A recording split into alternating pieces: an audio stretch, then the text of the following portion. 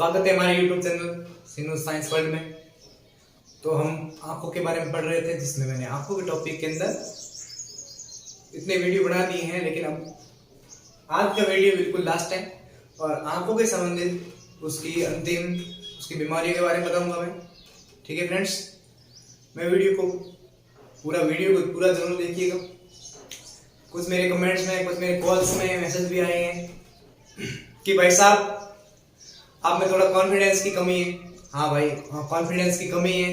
Class के अंदर तो पढ़ाते हैं तब तो कुछ नहीं, हम थोड़ा बहुत स्टूडेंट के सामने कुछ हम खुद अपसेट हो जाते हैं और उनके सामने पूरा एक्सप्लेन कर पाते हैं। लेकिन ये तो कैमरे की दुनिया है और कैमरे की दुनिया में तो बिल्कुल हिचकिचाहट तो होती ही रहती है, इसीलिए थोड़ी सी हिचकिचाहट हो रही है।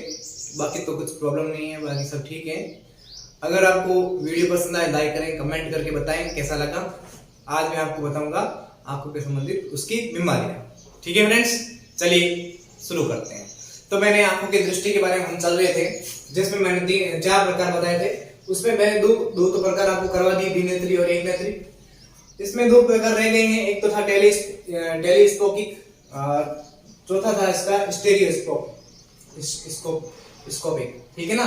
स्कोप का मतलब जानते हैं आप, जो दूर की चीजों को नजदीक देखता है। तो उसी संबंधित 2 प्रकार के ये आंखों की दृष्टि के अंदर होते हैं, जिसमें पहला था टेलीस्कोपिक। टेलीस्कोपिक क्या करता है, आंखों की दृष्टि का सबसे बड़ा भाग है। तो जायज है कि सबसे बड़ा भाग होगा तो वो बड़े विशाल क्षेत्र में देखेगा। और इसका एग्जांपल है पक्षियों में ज्यादातर होता है। और उससे सबसे बड़ा एग्जांपल है कि बाज होता है, उस बाज के अंदर ये टेलीस्कोपिक ज्यादा होता है। ठीक है। चौथा स्टेरियोस्कोपिक, जिसमें दृष्टि में क्या हो, चित्र कैसा हो, 3D हो। तो इसका एग्जांपल तो अपन इंसानों में, जानवरों में और पक्षियों में ले सकते हैं।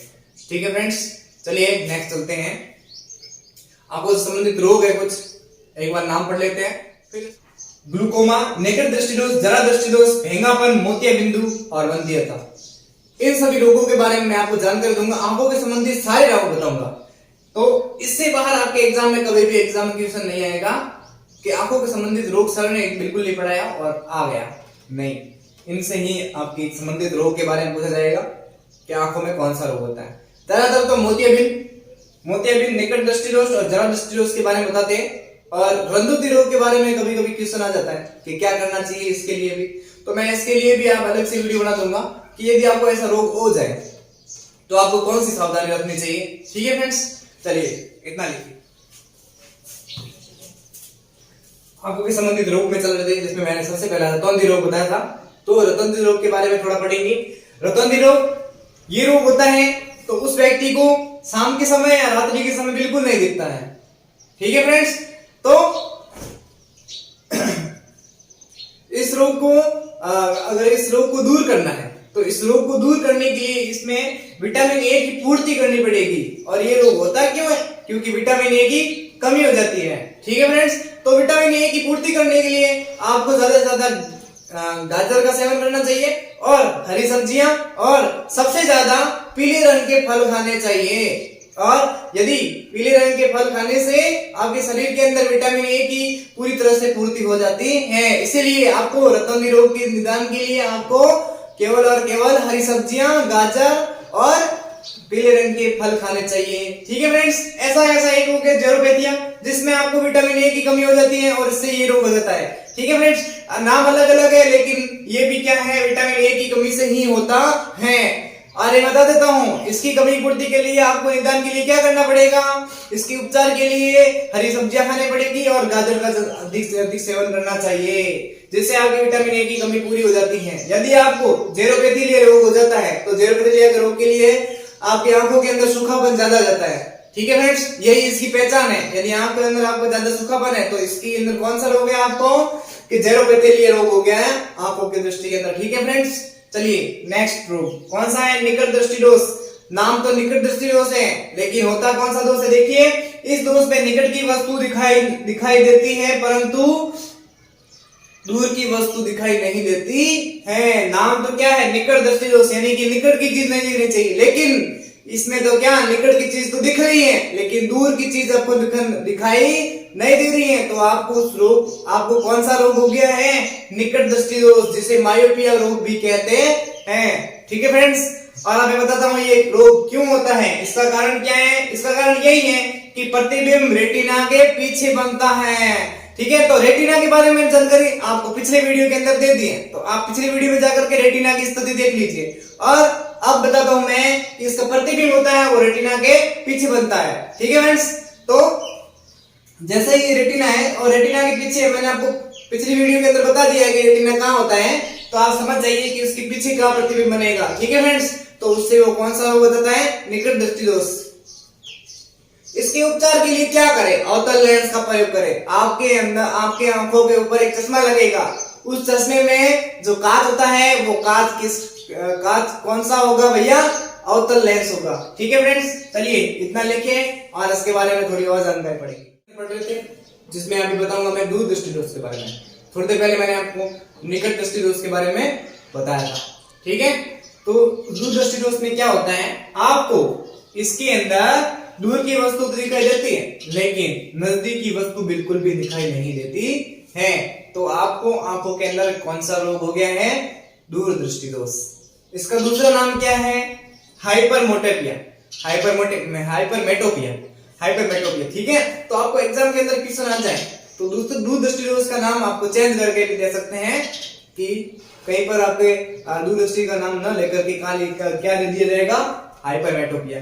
तो आपको कंफ्यूजन नहीं होना बिल्कुल भी। तो वही रोग क्या है? दूर दृष्टि दोष है। तो दूर दृष्टि दोष रोग होता है क्यों है ये तो आपको बता दिया। अब अगर हो गया है तो आपको पता कैसे चलेगा?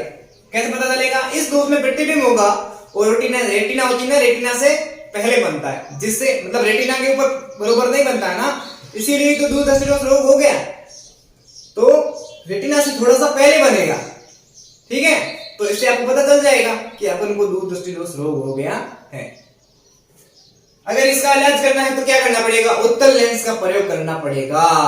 उत्तल लेंस, ठीक है ना। तो यदि आपको ये रोग हो गया है तो आपको एक चश्मा लगेगा, जिस चश्मे के अंदर यूज किए गए लेंस कौन से होंगे? उत्तल लेंस। ठीक है फ्रेंड्स, चलिए नेक्स्ट, जरा दृष्टि दोष। जरा दृष्टि दोष क्या होता है? इस दोष में दोनों प्रकार की वस्तुएं दिखाई नहीं देती है, ना ही निकट की वस्तु दिखाई देती है और ना ही दूर की वस्तु दिखाई देती है। तो यदि किसी व्यक्ति की आंखें कमजोर हो गई हैं, बिल्कुल पास की वस्तु नहीं दिखाई दे रही है, ना ही दूर की वस्तु दिखाई दे रही है, तो मान लीजिए उस व्यक्ति को आप कौन सा रोग हो गया है?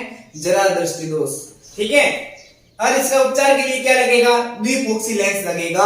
आंखों के ऊपर एक चश्मा लगेगा, उस चश्मे के अंदर दो प्रकार के लेंस पाए जाएंगे, एक तो उत्तल लेंस, दूसरा अवतल लेंस। निकट दृष्टि दोष का और कौन सा भैया? दूर दृष्टि दोष का। दोनों प्रकार के लेंस लगेंगे, उत्तल और अवतल लेंस।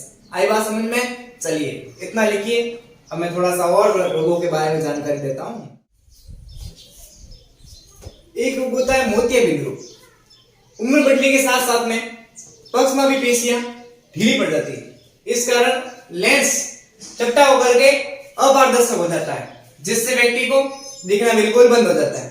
तो यदि इस प्रकार का गुण पाया जाता है तो उस व्यक्ति को कौन सा रोग हो गया है? मोतियाबिंद रोग। यदि मोतियाबिंद रोग होता है तो उसके उपचार के लिए क्या करना पड़ता है? शल्य चिकित्सा। शल्य चिकित्सा के बारे में जानकारी मैं डिस्क्रिप्शन के अंदर दे दूंगा। आप जब मैं इस वीडियो के अंदर आप टॉपिक के अंदर पहुंच जाए, यदि आप देख रहे हो तो शल्य चिकित्सा के बारे में जानकारी डिस्क्रिप्शन के अंदर देख लीजिए। ठीक है फ्रेंड्स, अब आप चलते हैं भेंगापन।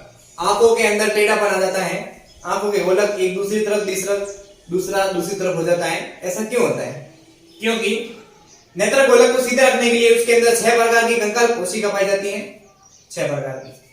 तो उसमें क्या होता है कि व्यक्ति में कंकाल पेशी में अत्यधिक संकुचन और फैलाव हो जाता है। आंखों के अंदर कंकाल पेशी 6 प्रकार की है ना, उसके अंदर क्या हो जाता है भैया?